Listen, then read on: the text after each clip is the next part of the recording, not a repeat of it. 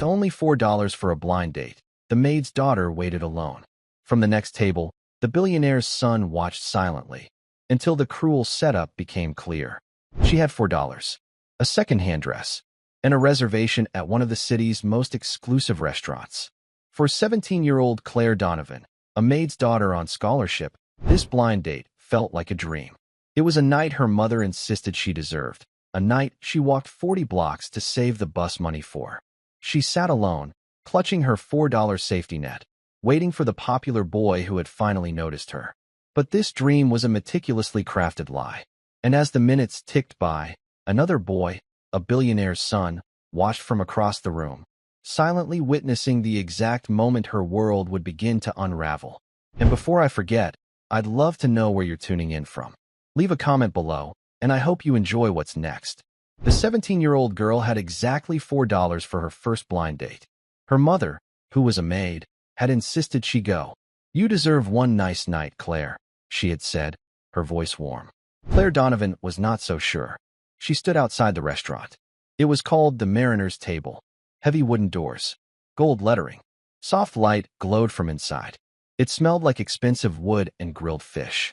Claire was 17. She was a scholarship student at Ridgeway Prep. The other kids at Ridgeway had drivers. Claire took 2 buses. Tonight, she had walked. She had walked 40 blocks to save her bus money. The 4 $1 bills in her coat pocket were her only safety net. If he did not show up, she could at least buy a soda. Or maybe just take the bus home. She pushed the heavy door. A bell chimed, soft and low. A hostess in a black dress looked up. "Good evening. Reservation?" "Yes," Claire said. Her voice almost cracked. "For 2. Under. Kevin." The name felt strange on her tongue. Kevin was a senior at Ridgeway. He was popular. He had never spoken to her. Not once. Then last week, Jessica Moore, the prettiest girl in their class, had smiled at her. "Kevin thinks you're cute," Jessica had said. "He's too shy to ask you himself. He wants to take you to the Mariner's Table. Friday, 7 p.m. It had felt like a dream. Maybe things were finally changing. "Right this way," the hostess said. Claire followed her. The restaurant was quiet. People spoke in low voices. Silverware touched plates with gentle clicks. She smoothed the front of her dress. It was navy blue. Simple. It had been a gift from her mother. Her mother worked for one of the wealthiest families in the city. The dress had belonged to the family's daughter. It was last season's style. Claire's mother had been allowed to take it. It was the finest thing Claire owned. But under the restaurant's gold lights, it felt like a costume. A poor copy. She felt every eye on her. She clutched her small purse. Inside was her wallet. And inside that, a small, creased photo. It showed a young man in a soldier's uniform. Her grandfather, Arthur Donovan. He was a legendary war veteran. A hero. He was the one who told her to apply for the scholarship. "You're a Donovan, Claire Bear," he'd say, his voice rough. "We don't bow. We don't break. Hold your head high." She tried to do that now. The hostess led her to a small table. "Your date is not here yet," she said. "That's okay. I'm a little early," Claire said. It was 6:45 p.m. She sat down. The chair was covered in soft velvet. She put her purse in her lap. A waiter appeared. "May I start you with some water? Bottled or sparkling?" "Oh," Claire panicked. "Bottled water cost money. Just tap water, please. With ice. If that's okay." The waiter nodded, his smile tight. He walked away. Claire felt her face burn. She stared at the empty chair across from her. "Please show up, Kevin. Please be real." At a large table by the fireplace, Nathan Harrington stared at his water glass. He was also 17. He wore a blazer that cost more than Claire's monthly rent. His father, Robert Harrington, sat across from him. Robert was talking to 2 men in suits. They were talking about mergers, shipping lanes, interest rates. They always talked about money. Nathan felt the boredom deep in his bones. It was a cold, heavy thing. He was supposed to be here, supposed to be listening, supposed to be learning how to be a Harrington. It felt like learning to be a ghost. His father was a billionaire. The Harrington name was on museums, on libraries, on the side of the prep school Nathan attended. He was trapped by a name he never asked for. Then he saw her walk in. He watched the hostess lead her to a table. He knew her, not her name, but he knew her face. She was from his school, Ridgeway Prep. She was one of the scholarship kids, the ones who ate lunch fast and vanished, the ones who never spoke in class unless a teacher forced them. She was in his American history seminar. She always sat in the back, by the window. She wore a simple blue dress. She looked terrified, but she also looked proud. She sat with her back straight. It was a strange, powerful mix. He watched her order water. Just tap water, please. He had never heard anyone order tap water here. His father always ordered sparkling water from Italy. Nathan, are you listening? Robert Harrington's voice was sharp. Yes, sir, Nathan said. He looked back at his father. Shipping lanes. His father nodded, satisfied. He turned back to his guests. Nathan's eyes drifted back to the girl. She was pretending to look at the menu, but her eyes kept flicking to the door. 15 minutes passed. It was 7 p.m. Claire's tap water was gone. The ice had melted. She was afraid to ask for more. She checked her phone. No messages. She read the last message from Jessica. He's so excited. Have fun. Claire smiled at the message. It helped. It made it feel real. At 7:15 p.m., she sent a text to the number Jessica had given for Kevin. Hey, I'm here. At the table. No reply. She folded her napkin in her lap, then unfolded it, then folded it again. A couple sat down at the table next to hers. They ordered a bottle of wine. They were laughing. Claire felt very small. At 7:30 p.m., she called the number. It rang once, then went to voicemail. The person you are trying to reach has not set up their voicemail. A cold dread started in her stomach. The waiter came back. Is your party arriving soon, miss? We have a 7:30 reservation for this table. His smile was gone. Oh, yes. I'm so sorry, Claire said. He's running late. Traffic. I'm sure he'll be here any minute. The waiter sighed. Very well. He walked away. Nathan watched the waiter. He watched the girl's face. Her pride was cracking. He could see the panic in her eyes. Robert, one of the men said to his father. About the new zoning. Nathan tuned them out. He watched the girl. He felt a strange, cold anger. Don't do this, he thought. Don't be a jerk. Just show up. At 7:40 p.m., Claire's phone buzzed. She grabbed it, relief washing over her. She opened the message. It was from Jessica. It was a picture. Jessica, Kevin, and 3 other popular kids were crowded into a booth. They were at a pizza place. Kevin had his arm around Jessica. They were all laughing. Under the photo, a message. Oh my God, did you actually go? Claire's blood turned to ice. She could not breathe. Another message buzzed.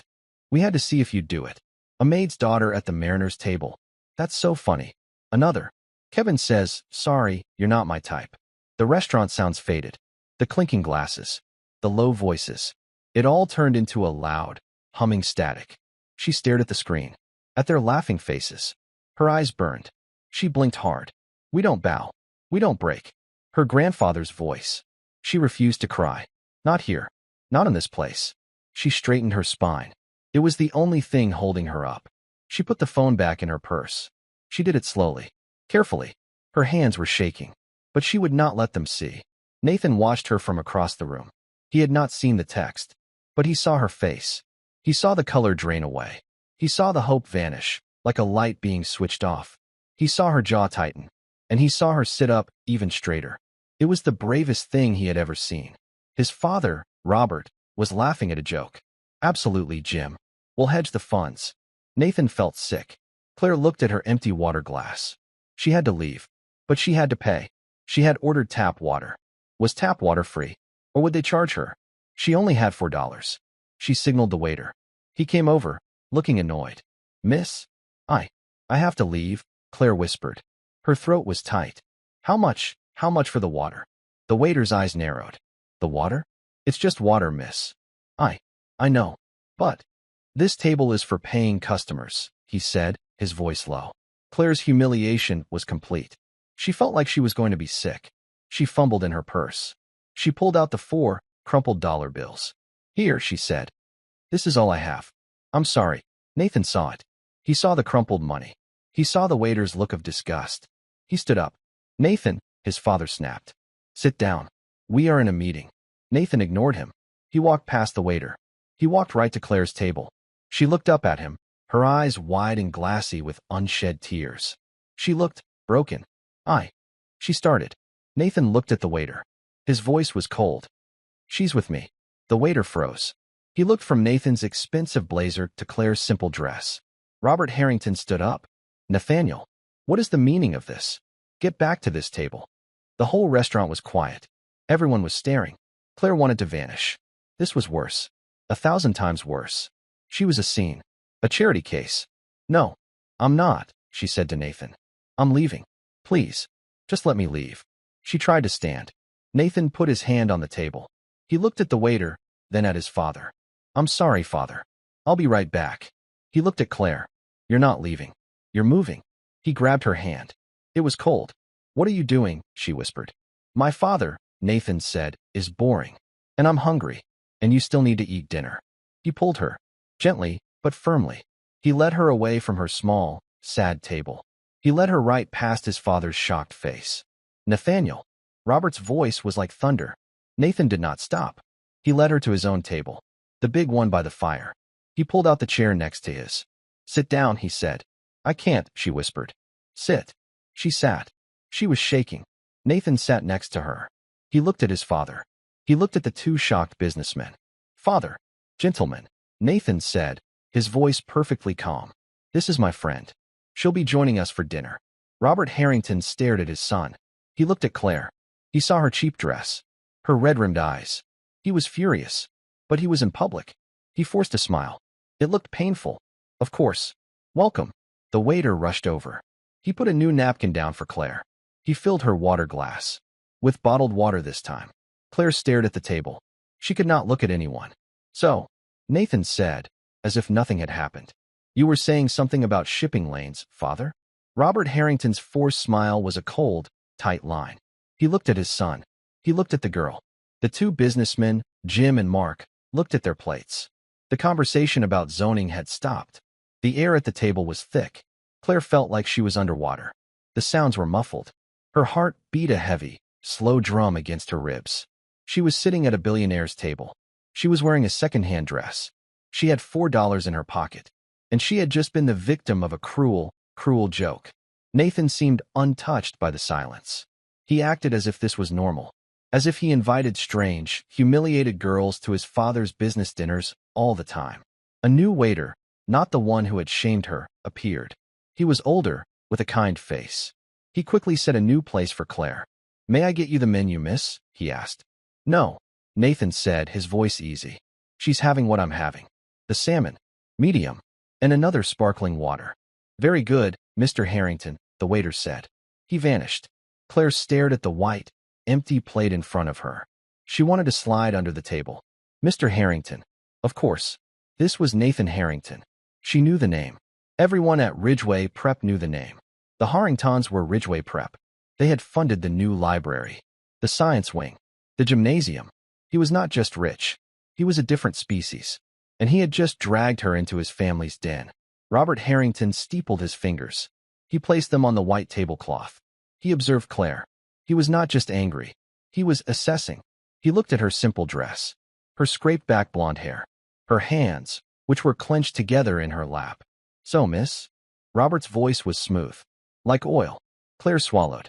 The lump in her throat felt like glass. She looked at him. She would not be weak. Not now. We don't bow. We don't break.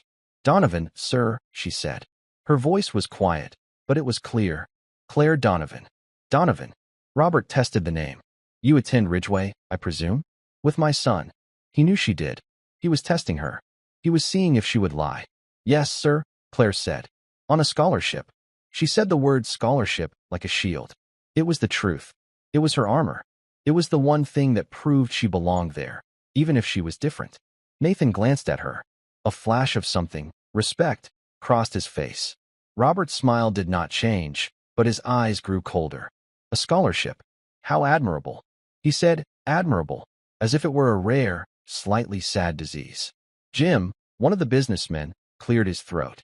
He was desperate to change the subject. Robert, as I was saying about the Port Authority, the zoning is...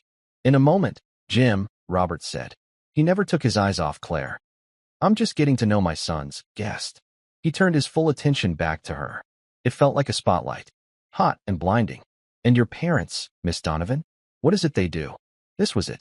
This was the question. The one that separated her from everyone else at Ridgeway. The one that defined her. Nathan tensed beside her. Father, that's not. I'm asking the young lady, Nathaniel, Robert said. Claire looked down at her plate. She saw her mother's hands. Red, chapped from cleaning solutions. Tired. She saw her mother getting up at 5 a.m. to catch the first bus. She saw her mother packing Claire's lunch, always making sure Claire had an apple, even if it meant she didn't have one. The shame was instant, and it was overwhelming. Then she felt something else. A hot, sharp anger. She was the daughter of a good woman, a hard-working woman. She lifted her chin. She looked Robert Harrington right in the eye. "My mother is a maid, sir," she said. "She works for the Wallace family, on the East Side." The silence that followed was absolute. Jim and Mark stared at their water glasses. They seemed to be trying to disappear. Nathan closed his eyes for a brief second. Robert Harrington's mask finally slipped. A small, almost invisible muscle twitched in his jaw. He finally understood. This was not a game. This was not a rebellious girlfriend from a poorer, rich family. His son had brought the daughter of a servant to his table. In public. During a business meeting. "I see," Robert said. The waiter returned. He placed a large, beautiful plate in front of Claire. A piece of salmon sat on a bed of green vegetables. It smelled like lemon and herbs. It was the most expensive-looking food she had ever seen. She knew, with certainty, that she would not be able to eat a single bite. "This is ridiculous," Nathan said. His voice was low and angry. He was not looking at Claire. He was looking at his father. "Nathaniel," Robert warned. "You invite me to these lessons," Nathan said. "You tell me to listen. Then you do this. You interrogate her." "I am having a conversation," Robert said. "No," Nathan said. "You're not. You're passing judgment." Claire felt she was watching a tennis match between two lions. She could not stay. She could not be the reason for this. She had faced the humiliation from Kevin and Jessica. She would not now sit here and be inspected. She put her napkin on the table. Gently. "Thank you for this," she said. Her voice was shaking, but she held it steady. "It's a beautiful meal, but I have to go." She stood up. The velvet chair scraped quietly. Robert looked annoyed. "Sit down, young lady. You haven't eaten." It was a command. He was used to people obeying. "No. Thank you, sir," Claire said. "I've lost my appetite." Nathan stood up with her. "I'll walk you out." "Nathaniel. Sit down." Robert's voice was not a request. It was thunder. The entire restaurant was watching them now. The quiet couple. The businessmen. The waiters. Nathan looked at his father. It was a long, silent moment. The son challenging the father. "No," Nathan said. He reached into his pocket. He pulled out a $20 bill. He threw it on the table. "For her water," he said. It was a sharp, defiant act. It was an insult. It was meant to be. Robert Harrington's face turned a dark, angry red. "Let's go," Nathan said to Claire. He didn't grab her hand this time. He just put his hand on the small of her back. He guided her. He shielded her. He walked her through the maze of tables, past the staring faces, past the hostess, who looked terrified. He pushed the heavy wooden door. The cold night air hit Claire's face. It felt like waking up. She stumbled onto the sidewalk. She took a deep, ragged breath. The air smelled like car exhaust and the city. It was real. She was shaking, but it was not with fear anymore. It was with anger, a deep, burning rage. She turned on him. "You shouldn't have done that," she said. Nathan looked confused. "What? Get you out of there?" "All of it," Claire said. Her voice was low, but fierce. "Sitting me at that table. The salmon. The $20. You didn't have to do that." "I was trying to help," Nathan said. He was defensive. "That waiter was, my father was." "You made it worse," she said. "You made me a spectacle. Your charity case. You brought the poor little maid's daughter to your father's table so you could feel good. So you could what? Rebel." Nathan was stung. He had never been spoken to this way. "No. I saw you. They were horrible to you." "They were horrible," Claire agreed. "And I was handling it. I was going to leave. I was fine. Then you saved me. You know what you did? You just proved what they said. That I don't belong. I'd rather have left with my pride." "Your pride," Nathan said. "They were making you cry." "I was not crying," she snapped. "And I had $4. I was going to pay for my water and leave." This stopped him. "You had $4. "Yes. 4. And I was going to walk home. And it was going to be my story. My problem. You made it your story. You made me something to be passed between you and your father." She was so angry she could barely see straight. She clutched her small purse. "I don't need a Harrington to save me," she said. She turned and began to walk. Fast. Her cheap shoes clicked on the pavement. "Wait." Nathan called. Where are you going? Home. She called back, not stopping. It's late. Let me get my driver. He'll take you. Claire stopped. She spun around. The streetlight caught her face. She looked like a warrior. No, she said. No drivers. No Harringtons. No more. Stay away from me. She turned and started walking again. This time, she ran. She ran until she turned the corner. She did not look back. Nathan stood on the sidewalk for a long time. The cold wind felt strange. He was confused. He was angry. And, more than anything, he was impressed. She was terrified. She was humiliated. But she was not weak. She had more strength in her small, shaking body than his father's 2 business partners combined. Stay away from me. He felt a strange pull. He wanted to do the exact opposite. He turned and walked back into the restaurant. The mood was ice. The businessmen, Jim and Mark, were standing. They were finishing their drinks. Robert, thank you for the meal, Jim said. He was avoiding eye contact with Nathan. We'll be in touch. We'll have our people call your people. Yes. Thank you, Mark said. They practically fled the restaurant. Now it was just father and son. The table was a wreck. Claire's untouched salmon sat between them. Nathan's $20 bill was still on the table. Robert Harrington slowly, deliberately, picked up the $20 bill. He folded it. He tucked it into his son's jacket pocket. A cheap gesture, Nathaniel, he said, his voice dangerously calm. Never use your own money when mine will do. Nathan sat down. He felt tired. She was being bullied. She was, Robert agreed. He signaled the waiter. Check. You agree? Nathan was shocked. Of course. Those children who tricked her? Vicious. Tacky. New money. But that is not your concern. Robert leaned forward. You will never, ever, embarrass me like that again. Do you understand? You were embarrassing her, Nathan shot back. Her? The maid's daughter? Robert almost laughed. Do you have any idea what you've done? You brought that into a meeting. My meeting. You showed weakness. You showed sentiment. In business, sentiment is a cancer. You cut it out. It wasn't sentiment, Nathan said. It was decency. Robert's smile was thin. Decency. Decency is a luxury we cannot afford, son. Not when we are building things. Let me teach you the real lesson. The world is built on power. The strong take. The weak are taken from. Your job, your only job, is to be strong. Your job is not to carry the weak on your back. He paused, his eyes drilling into his son. Especially not her kind. Nathan stared at his father. The gap between them felt vast. They were speaking 2 different languages. Her name is Claire Donovan, Nathan said quietly. It doesn't matter. Her grandfather is Arthur Donovan. Robert paused. He was signing the credit card slip. His pen stopped moving. He looked up. The name registered. The war hero. The one from the 82nd. Yes, Nathan said. Robert finished signing his name. He capped his expensive pen. A pity. All that courage, and it ends up in a maid. And a granddaughter who lets herself be the butt of a joke at a restaurant she can't afford. He stood up. Stay away from her, Nathan. I mean it. She is a distraction. She is trouble. She is beneath you. Nathan said nothing. He watched his father walk away. He looked at the empty chair where Claire had sat.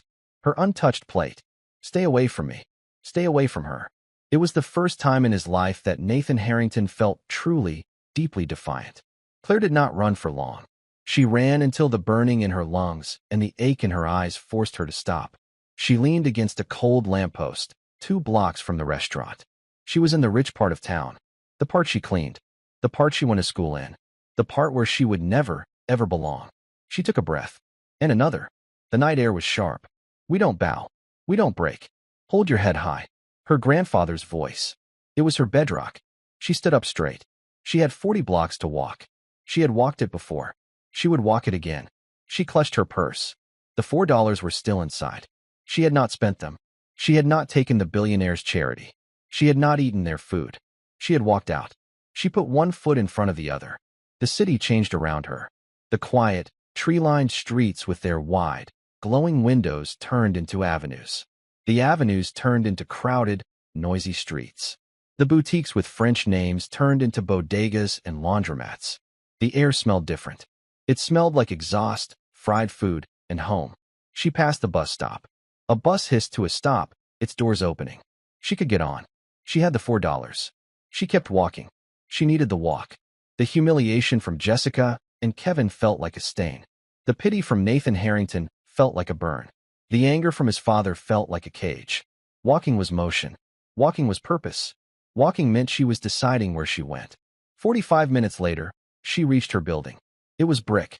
5 stories. The lobby was clean, but the yellow paint was peeling. It smelled like bleach and old carpet. She walked up the 3 flights of stairs. Her legs ached. She opened the door to apartment 3B. The tiny apartment was dark, except for the blue light of the television. The sound was low. A game show. Her mother, Mary Donovan, was asleep on the sofa. She was still in her gray and white maid's uniform. Her shoes were on the floor by her feet. An empty mug was on the small table next to her. Mary had worked a double shift. She had cleaned the Wallace's house all day. Then she had served at their dinner party all night. Also, Claire could have a navy blue dress. Also, Claire could go on a date that was a lie. A wave of love, so fierce it hurt, washed over Claire. She went to the small linen closet. She took out a worn, knitted afghan. She unfolded it and gently, so gently, draped it over her mother. Mary stirred, but didn't wake. She just sighed, a sound of pure exhaustion. Claire stood and watched her for a moment. This was her world. This was her reality. It was hard. It was tired. But it was real. She turned to go to her room. Claire Bear? That you? The voice was rough, like gravel. It came from the back bedroom. Claire went to the door. Hi, Grandpa. I'm home. She stepped inside. The room was small. It held a twin bed, a metal dresser, and a wheelchair. Arthur Donovan was sitting in the wheelchair by the window, looking out at the brick wall of the next building. He was a thin man, but his shoulders were still strong. His white hair was cut short. His eyes, even in the dark, were sharp. They missed nothing.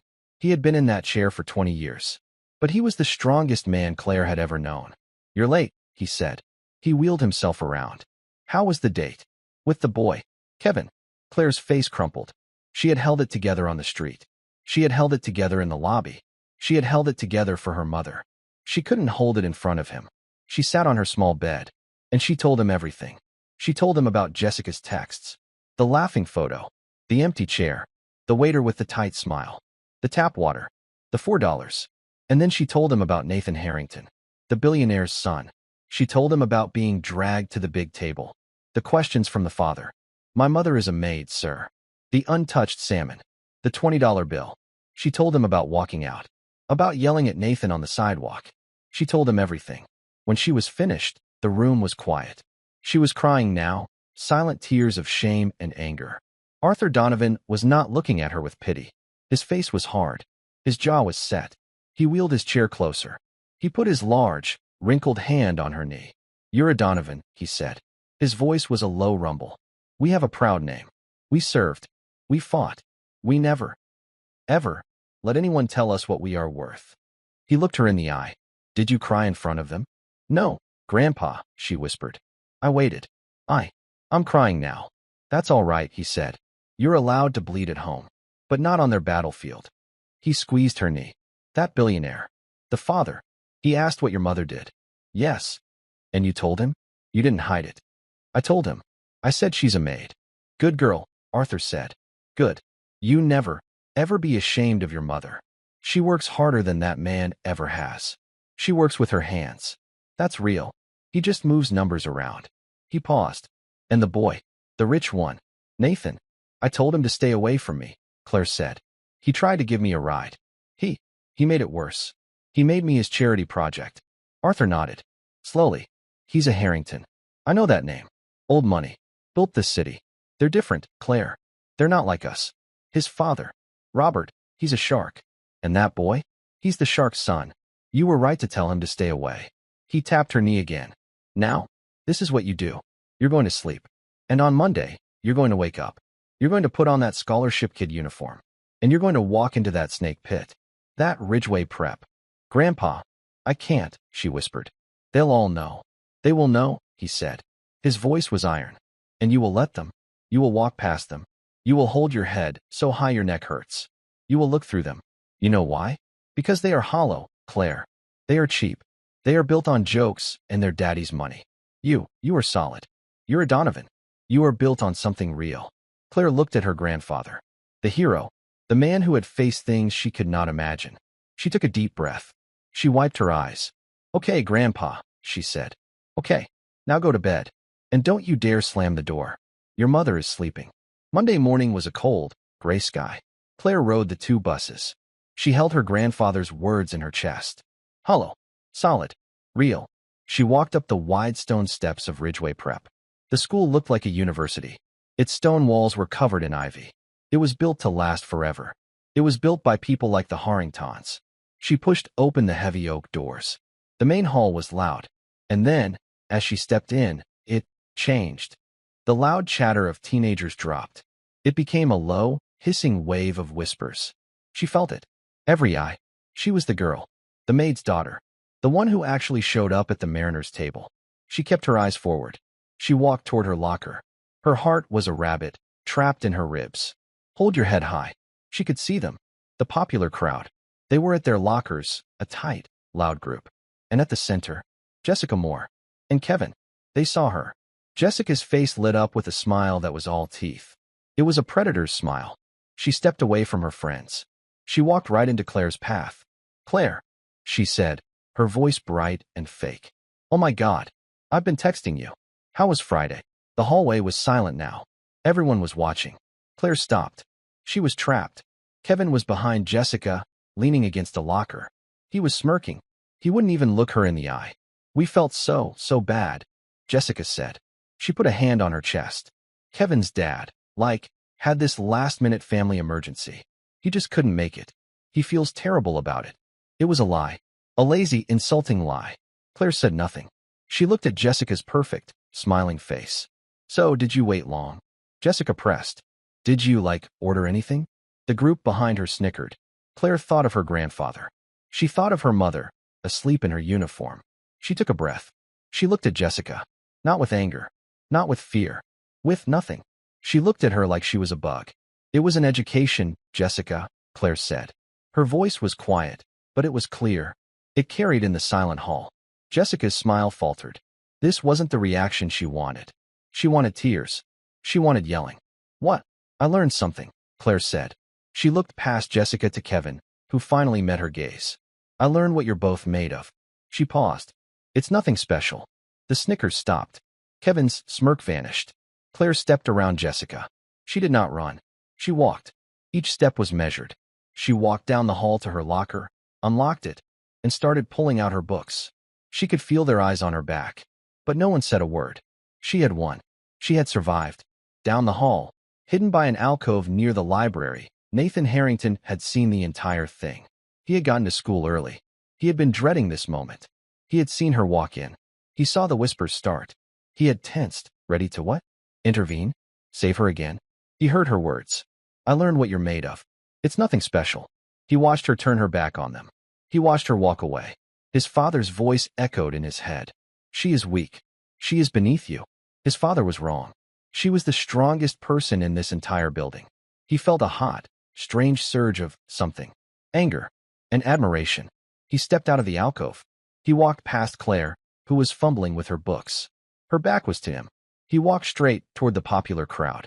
They were still frozen, confused by Claire's response. When they saw Nathan, they straightened up. Nathan Harrington was their king. He was the son they all orbited.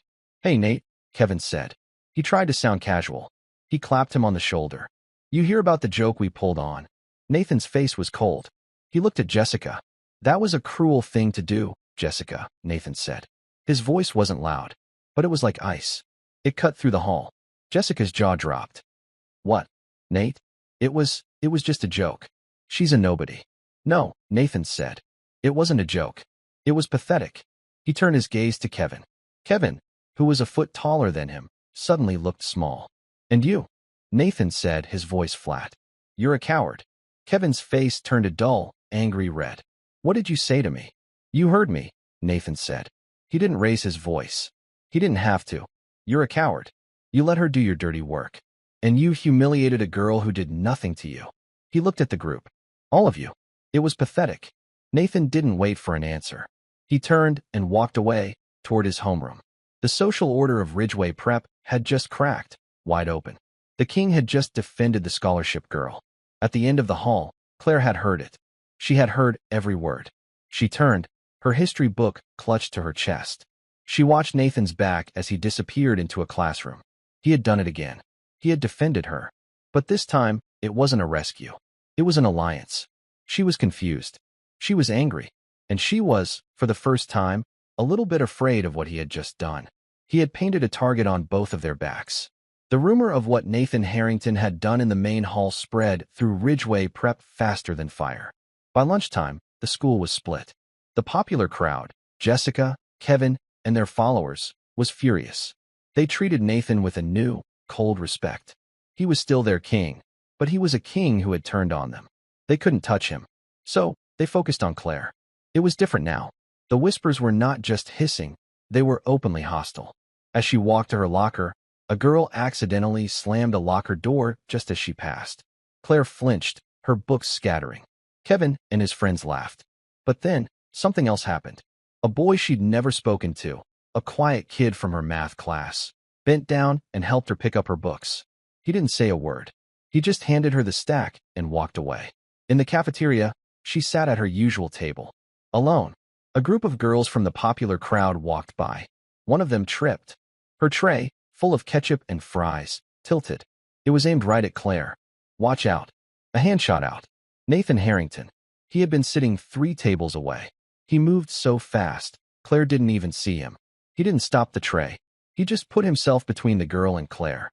The tray of fries and ketchup hit him, right in the middle of his expensive, blue Ridgeway blazer. The cafeteria went dead silent. The girl who had tripped turned white. Oh my God, Nathan. I'm so sorry, Nathan didn't even look at her. He just picked a fry off his lapel. He looked at it. Then he looked at Kevin, who was watching from across the room. You missed, Nathan said. He took off his blazer. He tossed it onto the empty chair. He was wearing a simple white shirt. He sat down at Claire's table, right across from her. Claire was frozen. Her heart was hammering. What are you doing? She whispered. I'm eating lunch, Nathan said. He gestured to her tray. Are you going to eat that? You can't sit here, Claire hissed. They're what? Nathan said, his voice loud enough to carry. They're going to throw food at me? Good. I'm hungry. No one moved. The entire social structure of the school was melting down. Claire looked at him, at his white shirt, now stained with ketchup. Your father? You're making this worse. My father, Nathan said, hates this blazer. He's probably glad. He looked at her. You have to eat, Donovan, or they win. Eat your lunch. Claire looked down at her sandwich. She was shaking, but he was right.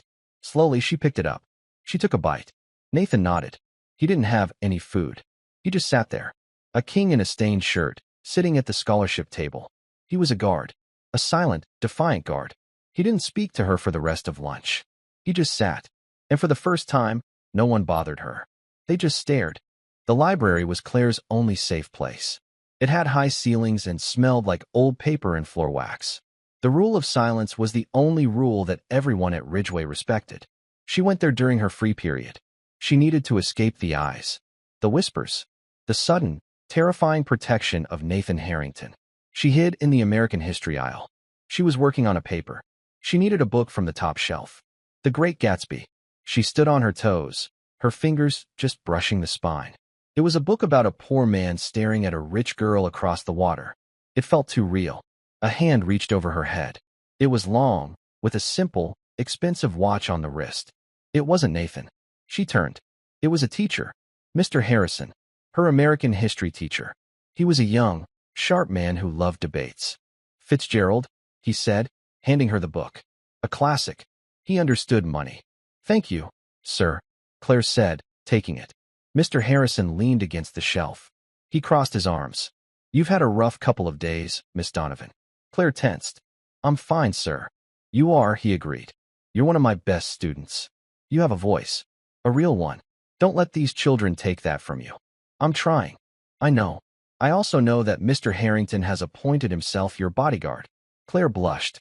I didn't ask him to. He doesn't seem like the kind of person who waits for permission, Mr. Harrison observed. It's interesting. He smiled, a small, quick smile. It's all very Gilded Age. The new money, the old money, and the scholar. You 3 could be a novel. He was talking about her, Nathan, and Jessica. I just want to be left alone, Claire said. That's the one thing you won't be, I'm afraid, Mr. Harrison said. Not anymore. But you're not alone in the other sense, either. The faculty, we see what's going on. We know who you are. Keep your head up. And keep handing in good work. He nodded and walked away. Claire stood there, clutching the book. He hadn't pitted her. He had encouraged her. He had called her a scholar. She felt a small, hard kernel of hope. That afternoon, Claire was called to the headmaster's office. This was it. Her scholarship. Her mother's job. It was all over. Her grandfather's words, hold your head high. She held on to them like a life raft. She walked in. Headmaster Davies was a thin man with a kind, worried face. Miss Donovan, please sit. You are not in trouble, he said immediately. Claire sat. She didn't believe him. I have had a very clear communication from Mr. Robert Harrington. Claire's blood ran cold. The father, the shark. He wants me expelled, doesn't he? She said. It wasn't a question. What? No. Good heavens, no. Mr. Davies looked genuinely shocked. Quite the opposite. Mr. Harrington, he was very clear. He is displeased. With me? No, Miss Donovan. With the situation. With Miss Moore. With Mr. Fletcher. With the disruption to his, how did he put it? The school's academic atmosphere. Mr. Davies folded his hands on his desk. Mr. Harrington called me this morning. He said, and I quote, that Donovan girl is on a full scholarship for a reason. See to it that she is left alone to do her work. He has made it abundantly clear to the entire board, including Mrs. Moore and Mr. Fletcher's parents, that any further harassment of you will be met with his full displeasure. Claire was stunned. He's protecting me? Mr. Harrington is not protecting you, Miss Donovan, Mr. Davies said gently. He looked sad. He is protecting his son. He is protecting the school's reputation.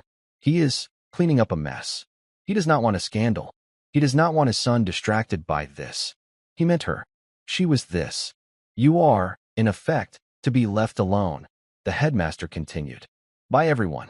Consider yourself in a very strange, very safe, very cold bubble. Claire left the office. She walked through the halls. It was true. The whispers stopped.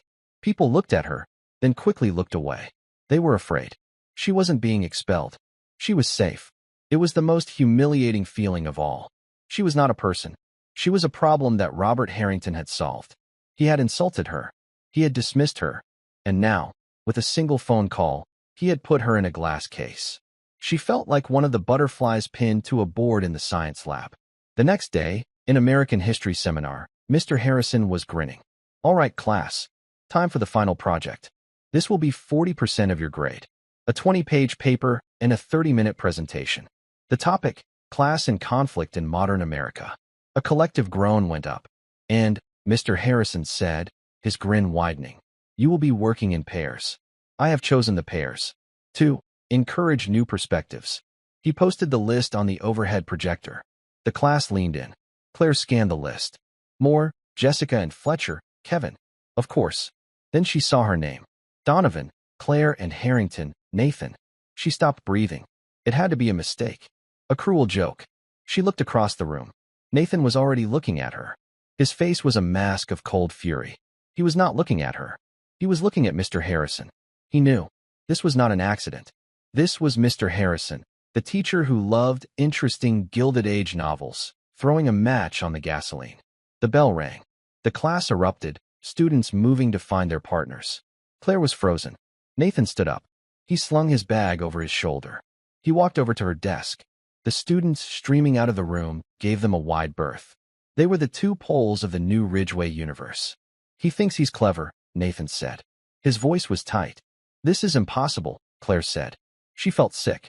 Your father. I'm supposed to be left alone. Nathan's eyes narrowed. My father. He called the school, didn't he? He told them to make everyone stop. He's handling it, Nathan said. He kicked at a desk. He was furious.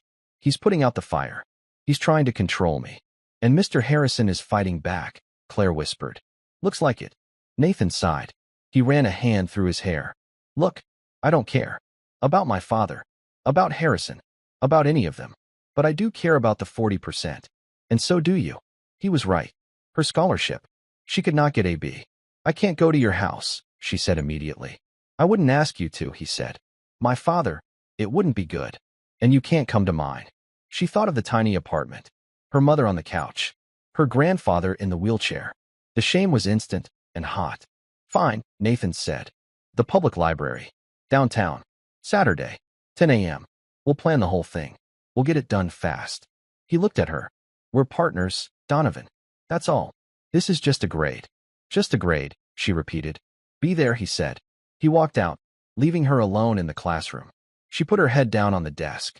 Her safe, cold bubble had just burst. Her number one enemy had just made her safe. And her only ally was now her project partner. Her grandfather's voice came back to her. You're a Donovan. You're solid. You're real. She stood up. She packed her bag. She would go to the library. She would get her A. And she would never, ever speak to Nathan Harrington again after it was done. Saturday was bright and cold. The downtown public library was a huge, old building made of marble. It was a palace for everyone. Claire arrived at 9:55 a.m. She found a large oak table in the main reading room. The ceiling was painted with clouds. The only sound was the rustle of newspapers and the quiet thud of books being closed. Nathan arrived at 10 a.m. on the dot. He did not look like a Ridgeway prep student.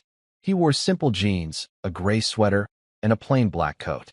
He carried a leather messenger bag. He looked like a normal college kid. He sat down across from her. The table was wide. It felt like a barrier. Donovan, he said. Harrington, she replied. They sat in silence for a long moment.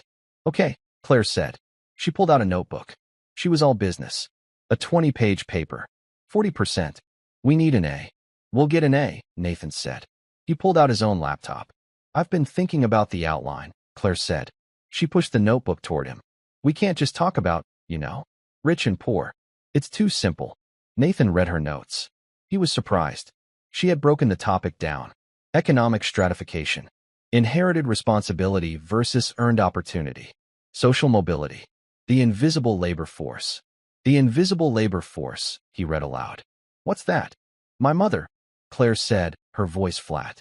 The people who clean the houses, serve the food, drive the cars. The people you see, but you don't see. They are the engine of your world, but they don't have a voice in it. Nathan looked at her. He nodded. Slowly. Okay, that's good. That's one half of the paper. What's the other half? This, he said. He typed a few words on his laptop and turned it around. The Gilded Cage. The Gilded Cage? Claire read it. You mean you? I mean the expectations, Nathan said. He was quiet. He leaned forward. The world you think we have. The freedom. It's not real. It's a different kind of trap. My father, my grandfather, my great-grandfather. I'm not a person. I'm a link in a chain. My entire life is planned. The school, the university, the company I'll run, the woman I'm supposed to marry. He looked at her. You think you have no choices. I have no choices, either. They're just more expensive. Claire stared at him. She had never, ever thought of it that way. She thought of his father, the cold, powerful man at the restaurant. Sentiment is a cancer. Your father, she said. My father, Nathan agreed. He's the architect of the cage. They looked at each other. They were not friends. They were partners. But for the first time, they understood each other.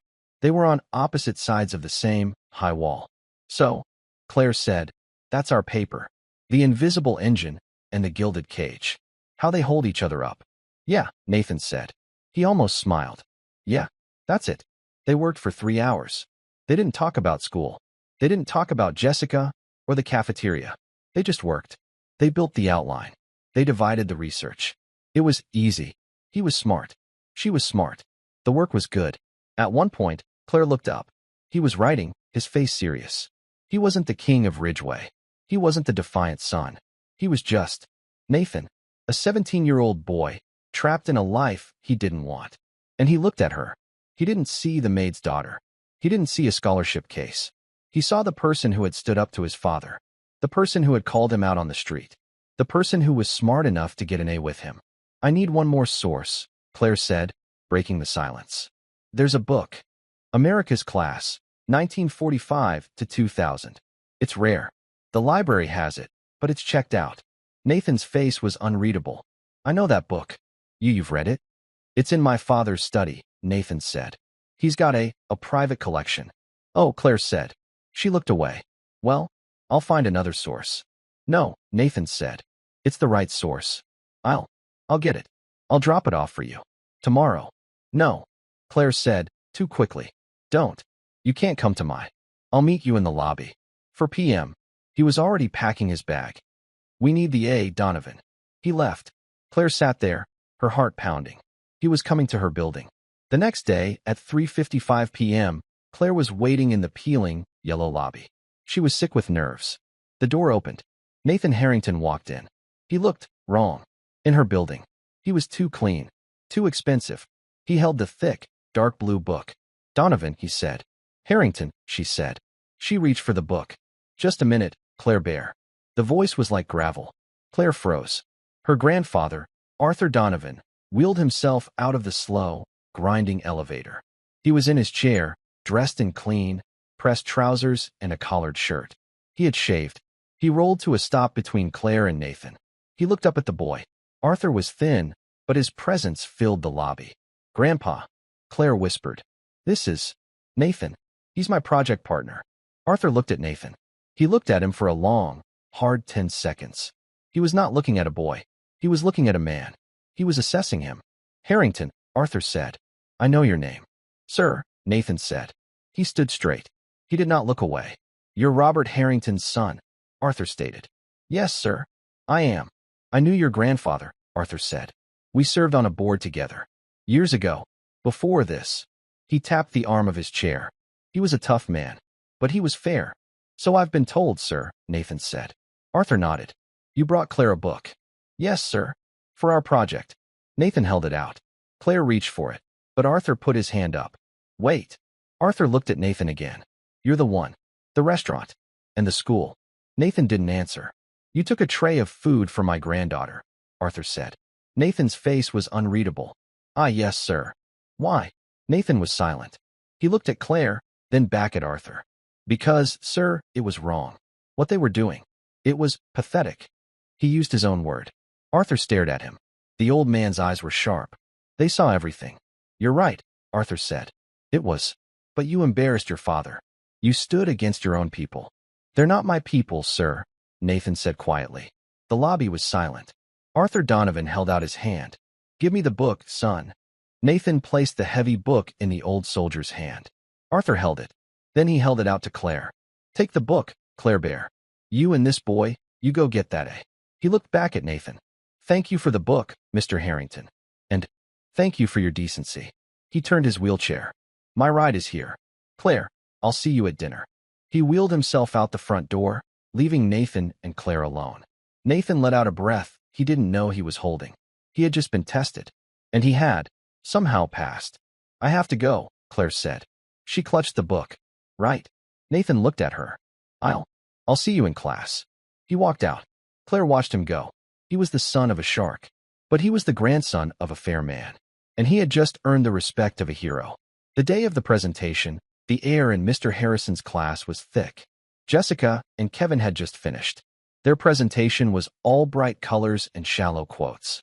They talked about how anyone can make it in America. It was hollow. Thank you, Mr. Harrison said, his voice flat. Next, Mr. Harrington, Miss Donovan. They walked to the front. Claire's heart was a drum. Nathan looked calm. Then she saw him. In the back row, sitting in a student desk. Robert Harrington. He was in a perfect, dark suit. He was watching. His face was stone. Claire felt sick. This was a trap. Nathan caught her eye. He gave her a small, almost invisible nod. We don't bow. Claire took a breath. She turned to the class. Our project, Claire began, her voice clear, is class and conflict in America. But it's not about what you think. It's not just about rich and poor. She started. She spoke about the invisible engine. The millions of people, like her mother, who wake up at 5 a.m. The ones who clean the schools. The ones who serve the food. She used statistics.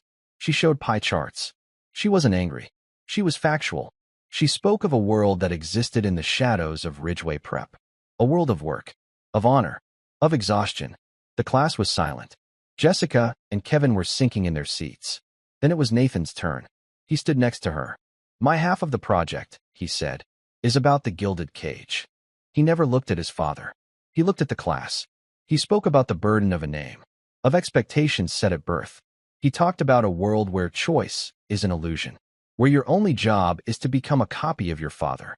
He spoke about sentiment being a cancer, about decency being a luxury. His father's face did not move. He just watched his son. The conflict, Nathan said, is that both of these worlds are real, and they are both traps, and they both rely on each other to exist. The cage, he gestured to himself, is built and polished by the engine. He gestured to Claire. Claire spoke the final line. The question isn't who is right. The question is, how do you get out? They finished. The room was absolutely silent. Mr. Harrison stared at them. He looked moved. He started to clap, slowly, and then the rest of the class joined in. It was a real applause. Robert Harrington did not clap. He stood up. He adjusted his suit. He looked at his son. He looked at Claire. He gave a single, curt nod, and he walked out of the room. Weeks later, the snow was just beginning to fall. The semester was over. They had gotten their A. Claire was at her locker. She had survived. The world at Ridgeway had settled. She was no longer a target or a project. She was just Claire Donovan, the quiet, smart scholarship kid. It was all she had ever wanted. Her phone buzzed. A text. From Nathan. The Mariners table. 7 p.m. My treat. Claire's stomach dropped. She stared at the message. This was a joke. It had to be. She texted back. No? He replied instantly. Why not? Claire typed. I'm not a joke, Harrington. And I'm not a project. A new message. I know. It's just dinner. We finished the project. Come on. Please. She thought. What did she have to lose now? She typed, I'll come. But you're wrong. He replied. Claire, it's my treat. I've been saving up. She went. She walked in. The same heavy door. The same soft lights. The hostess smiled. Reservation? Yes, Claire said. For Donovan. Right this way. The hostess led her to the same small table. Nathan was sitting there. He was not in a blazer. He was in the same gray sweater from the library. On the table, there was no wine. No sparkling water. There were 2 glass bottles of Coke and a large basket of French fries. Nathan stood up when she got there. Hi. Hi, she said.